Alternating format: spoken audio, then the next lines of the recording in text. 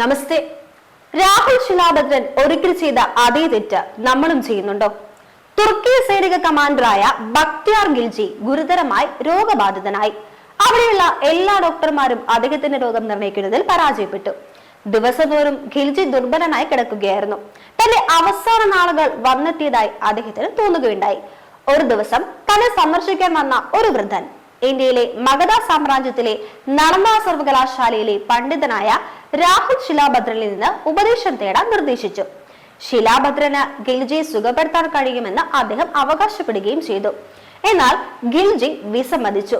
ഒരു കാഫിറിൽ നിന്ന്, അതായത് ഒരു അവിശ്വാസിയിൽ നിന്ന് മരുന്ന് കഴിക്കുന്നതിനേക്കാൾ എനിക്ക് മരിക്കുന്നതാണ് നല്ലതെന്ന് അദ്ദേഹം പറഞ്ഞു. എന്നിരുന്നാലും ഭാര്യയുടെ സമ്മർദ്ദത്താൽ ബക്തിയാർ വഴങ്ങി. രാഹുൽ ശിലാഭദ്രനെ തുർക്കിസ്ഥാനിലേക്ക് കൊണ്ടുവരികയും ചെയ്തു.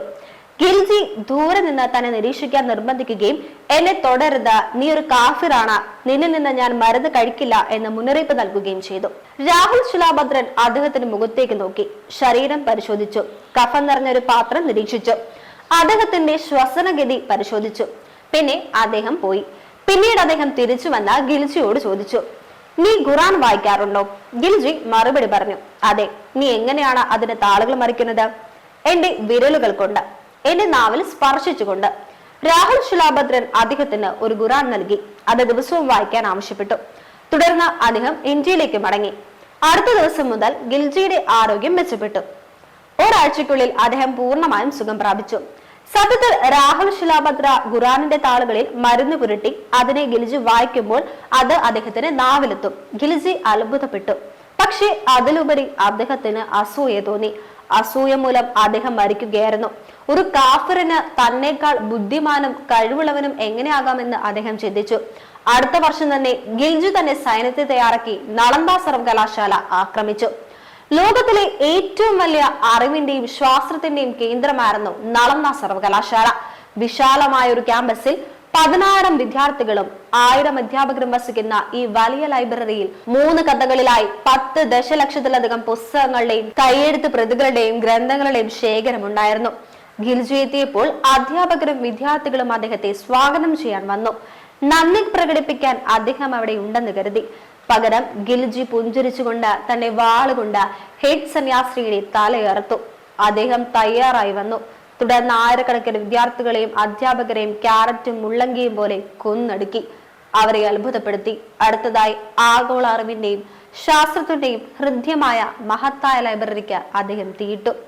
പുസ്തകങ്ങൾ 3 മാസത്തേക്ക് കത്തിച്ചുവെന്ന് പറയപ്പെടുന്നു. ഗിൽജി അലറി, ഈ കാഫിറുകൾക്ക് ഇത്രയധികം പുസ്തകങ്ങളും കൈയെഴുത്ത് പ്രതികളും ശേഖരിക്കാൻ എങ്ങനെ ധൈര്യമുണ്ട്? ഒരു മുസ്ലിം മാത്രമേ ഈ ഭൂമിയിൽ ജീവിക്കാവൂ, ബാക്കിയുള്ളവ ഞാൻ നശിപ്പിക്കും. ഇന്നും നൂറ്റാണ്ടുകൾ കഴിഞ്ഞിട്ടും നിരവധി മുസ്ലിങ്ങൾ ഇപ്പോഴും ഇതേ പ്രത്യയശാസ്ത്രം പിന്തുടരുന്നു. നളന്ദ സർവകലാശാല നശിപ്പിച്ചതിനു ശേഷവും അദ്ദേഹം മുന്നോട്ട് പോയി വിക്രംശില സർവകലാശാലയും കത്തിച്ചു. മഗധ് മേഖലയ്ക്ക് പുറത്ത് ബംഗാളിൽ തങ്ങി. അവിടെ ഗിൽജി രാജവംശം സ്ഥാപിച്ചു. ഒരു രാത്രിയിൽ ലഡാക്ക് വഴി ടിബറ്റിനെതിരെ ആക്രമണം നടത്താൻ അദ്ദേഹം പദ്ധതിയിട്ടപ്പോൾ അദ്ദേഹത്തിന്റെ സ്വന്തം കമാൻഡർമാരിൽ ഒരാൾ അദ്ദേഹത്തെ ഉറക്കത്തിൽ കൊലപ്പെടുത്തി. ബംഗാളിലെ ബസ് ദിനാജ്പൂരിൽ അദ്ദേഹത്തിന്റെ ശവകുടീരം ഇപ്പോഴും നിലനിൽക്കുന്നുണ്ട്. ഏറ്റവും ഞെട്ടിപ്പിക്കുന്ന കാര്യം, ബീഹാറിലെ ഒരു സ്ഥലത്തിന് ഇപ്പോഴും ഈ ക്രൂരനായ കശാപ്പുകാരന്റെ പേരാണ് നൽകിയിരിക്കുന്നതെന്നാണ്. ബക്തിയാർപൂർ. അവിടെ നിന്ന് നളന്ദയിലേക്ക് ട്രെയിനുകൾ പോകുന്ന ഒരു റെയിൽവേ ജംഗ്ഷൻ പോലുമുണ്ട്. തുർക്കിസ്ഥാനിൽ ശത്രുക്കളുടെ ശ്വാസനകൾ അവഗണിച്ച് തന്റെ വൈദ്യശാസ്ത്ര പരിജ്ഞാനവും ഭൗതിക വൈബദ്ധവും ഉപയോഗിച്ച് തന്റെ ജീവൻ രക്ഷിച്ച ഇന്ത്യൻ ബുദ്ധസന്യാസി രാഹുൽ ശിലാഭദ്രന്റെ ധൈര്യമായിരുന്നു ഇത്.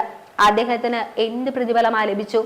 സമാധാനപരമായ സമൂഹത്തിന്റെ ജീവിതത്തിനും സംസ്കാരത്തിനും നാഗരികതയ്ക്കും നേരെയുള്ള ആക്രമണം. നിർഭാഗ്യവശാൽ അതിനുശേഷം ഒന്നും മാറിയിട്ടില്ല. ആ ക്രൂരനായ വിദേശ ആക്രമണകാരിയുടെ പേരിലുള്ള ഒരു പട്ടണത്തിന്റെ പേര് നമുക്കിപ്പോഴും മാറ്റാൻ കഴിഞ്ഞിട്ടില്ല. എന്തുകൊണ്ട്? കാരണം ഇന്ത്യ ഒരു മതേതര രാഷ്ട്രമാണ്. ഓർമ്മിക്കുക, ചരിത്രത്തിൽ നിന്ന് പാഠം പഠിക്കാത്തവർക്ക് ഭൂമിശാസ്ത്രം മാറ്റിയെഴുതപ്പെടുന്നതിൽ നിന്ന് രക്ഷപ്പെടാൻ കഴിയില്ല.